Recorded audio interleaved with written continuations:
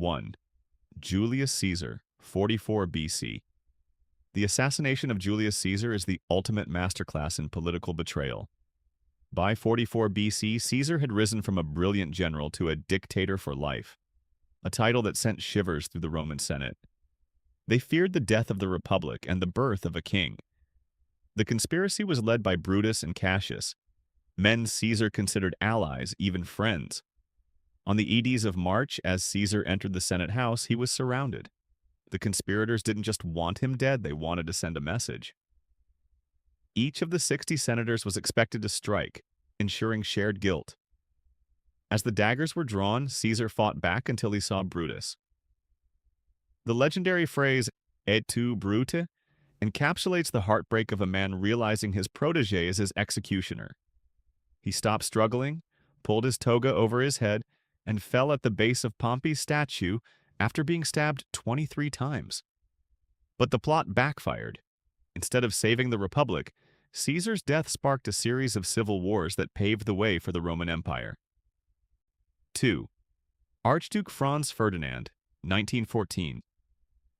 In June 1914, the city of Sarajevo became the stage for a blunder-filled plot that would accidentally ignite the greatest conflict the world had ever seen. Archduke Franz Ferdinand, heir to the Austro-Hungarian throne, arrived for a state visit, unaware that 6 assassins from a Serbian nationalist group called the Black Hand were stationed along his route. The plot initially failed miserably. One assassin threw a grenade that bounced off the Archduke's car, injuring bystanders but leaving Ferdinand untouched. In a fateful twist, the Archduke decided to visit the hospital to check on the wounded. However, his driver took a wrong turn and stalled the car directly in front of another conspirator, Gavrilo Princip, who was grabbing a sandwich at a local deli. Princip didn't hesitate. He stepped forward and fired 2 shots, killing both the Archduke and his wife, Sophie. This single act of violence triggered a domino effect of secret alliances across Europe. Within a month, the continent was engulfed in World War I, leading to over 20 million deaths and the total collapse of 4 global empires. 3. Abraham Lincoln, 1865.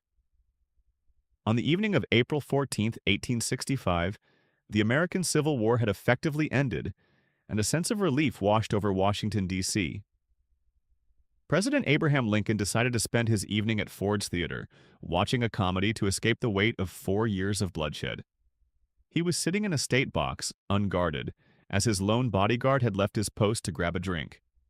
Behind him crept John Wilkes Booth, a famous actor and Confederate sympathizer. Booth wasn't acting alone. He was the leader of a massive conspiracy intended to decapitate the entire U.S. government by simultaneously killing the president, the vice president, and the Secretary of State. During a loud burst of laughter from the audience, Booth fired a single .44 caliber ball into the back of Lincoln's head. He then leapt onto the stage, shouting, "Sic semper tyrannis," thus always to tyrants. While the other parts of the plot failed or resulted only in injuries, Lincoln died the next morning. The assassination turned the great emancipator into a martyr and left the fractured nation to navigate the incredibly difficult era of Reconstruction without its most capable leader. 4. Mahatma Gandhi, 1948, The End of Nonviolence. On January 30th, 1948, the world witnessed the tragic irony of a man who preached total nonviolence falling victim to a brutal act of hatred.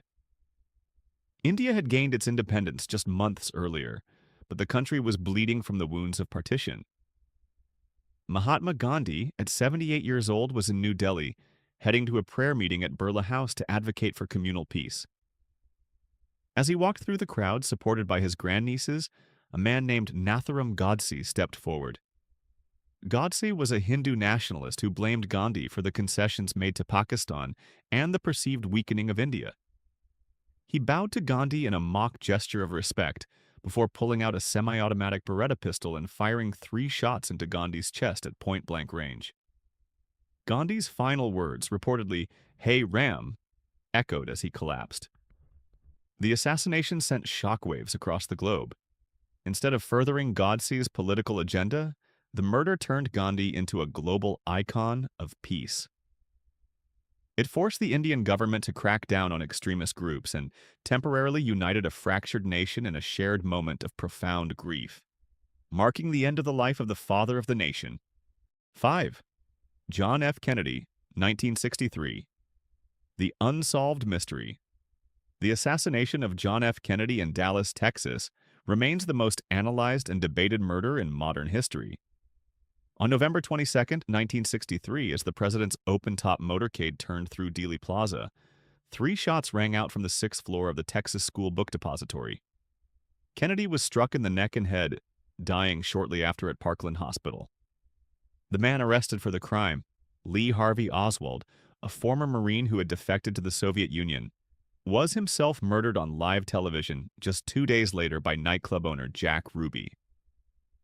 This bizarre sequence of events ensured that the truth would remain clouded in mystery. While the official Warren Commission concluded that Oswald acted alone, millions of people believe in a broader conspiracy involving the CIA, the mafia, or even the vice president. The JFK assassination changed America forever. It ended an era of political optimism known as Camelot and ushered in a decade of deep public distrust toward the government. To this day, the grassy knoll and the magic bullet theory remain symbols of a crime that a large part of the world feels is still unsolved. 6. Martin Luther King Jr., 1968. The Dream Silenced. On April 4, 1968, the soul of the American civil rights movement was struck by a sniper's bullet. Dr. Martin Luther King Jr. was in Memphis, Tennessee to support striking sanitation workers. He was standing on the second-floor balcony of the Lorraine Motel, discussing music with a friend in the parking lot below, when a single shot rang out. The bullet, fired from a boarding house across the street, struck King in the jaw and neck.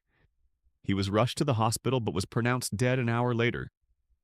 The assassin was James Earl Ray, a fugitive and white supremacist who was captured 2 months later at London's Heathrow Airport.